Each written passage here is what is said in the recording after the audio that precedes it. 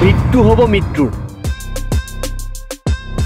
নাথাকিব বাৰ্ধক্য মানুহ হৈ পৰিব চিৰ যৌৱনপ্ৰাপ্ত অপেক্ষা মাথো 2045 চনলৈ চিৰ সত্য হৈ পৰিব অসত্য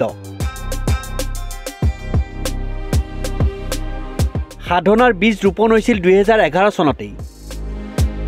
এই সাধনাৰ ফল লাভলৈ আৰু মাত্ৰ 21টা বসন্ত বাকী 2045 চনৰ বসন্তৰ কোনো এটা দিনত হঠাৎ গৱেষণাগাৰত দেখা যাব এই বিশেষ ফল বিষয় জীৱনক লৈ দিনৰ পিছত দিন বিজ্ঞানীসকলে অব্যাহত ৰাখিছে নিৰলস সাধনা জৰ্জ লুই কাৰ্ডেৰো আৰু ডেভিড উড দুগৰাকী বিজ্ঞানী লুই মাছাচুছেটছ ইনষ্টিটিউট অৱ টেকনলজিৰ জিনিঅ' বিজ্ঞান বিভাগৰ অধ্যাপক উড কেম্ব্ৰিজ বিশ্ববিদ্যালয়ৰ গণিত আৰু জেনেটিক্স বিভাগৰ অধ্যাপক দীৰ্ঘদিন ধৰি দুয়োগৰাকী বিজ্ঞানীয়ে মানৱ দেহৰ জিনক লৈ কৰি আহিছে বিস্তৃত গৱেষণা তেওঁলোকৰ তত্ত্বাৱধানত কেইবাগৰাকী বিজ্ঞানীয়ে অহৰহ অব্যাহত ৰাখিছে মহামৃত্যুঞ্জয়ী সাধনা মৃত্যু হ'ব নেকি মৃত্যুৰ এতিয়া নিশ্চয় এই প্ৰশ্নটো অদ্ভুত যেন লগা নাই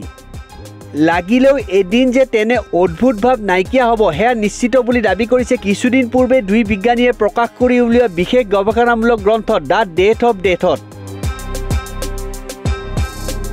ইংৰাজীৰ লগতে এই গ্ৰন্থখন প্ৰকাশ পাইছে স্পেনিছ পৰ্তুগীজ আৰু কোৰিয়ান ভাষাতো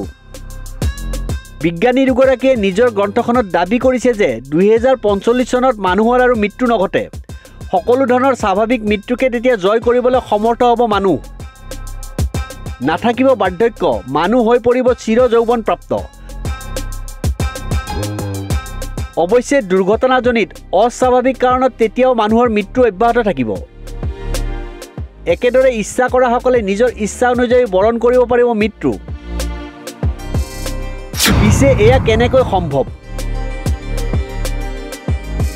লুই আৰু উডে স্পেইনৰ বাৰ্চিলোনাত ইকুষ্ট্ৰিয়ান চাৰ্কুলত প্ৰকাশ কৰা মতে জিনক নিয়ন্ত্ৰণৰ জৰিয়তে সম্ভৱ হৈ উঠিব এই অসম্ভৱ যি পদ্ধতিৰে এয়া সম্ভৱ হৈ উঠিব বিজ্ঞানৰ ভাষাত সেয়া হৈছে জেনেটিক ইঞ্জিনিয়াৰিং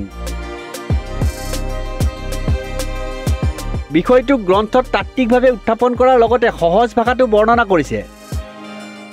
শিশুসকলৰ মাজত যিদৰে ভাল আৰু দুষ্ট থাকে জিনৰ মাজতো দেখা যায় একে পৰিৱেশ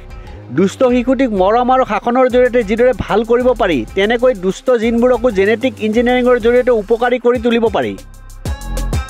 জিনিঅ' প্ৰযুক্তিৰ যাদুৰ বলতে জীয়াই তুলিব পৰা যাব শৰীৰৰ মৃত কোষবোৰক আনকি হৃদযন্ত্ৰ বৃক্ক পাকস্থলী আগ্নেয়ৰ দৰে গুৰুত্বপূৰ্ণ অংগ প্ৰত্যংগ অকামিলা হৈ পৰিলে তাৰ ঠাইত সহজে সংৰোপণ কৰিব পৰা যাব 3D প্ৰিণ্টেড অংগ প্ৰত্যংগ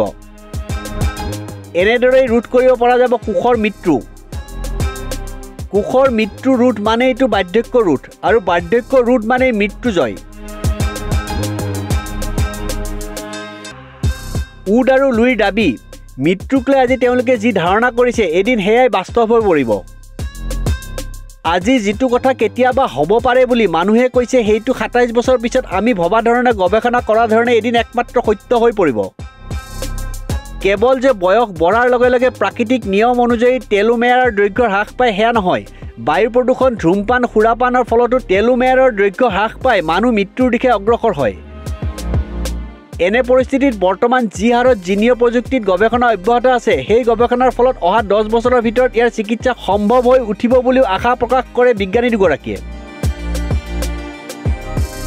2045 চনৰ 4 পৰা 5 বছৰ পূৰ্বেই জিনিঅ' বিজ্ঞানীসকলে লাভ কৰিব মানৱ জাতিৰ ইতিহাস সলনি কৰি তুলিব পৰা এক বিশেষ সাফল্য সেই সাফল্যৰ পিছতেই অসত্য হৈ পৰিব বৰ্তমানৰ এক সত্য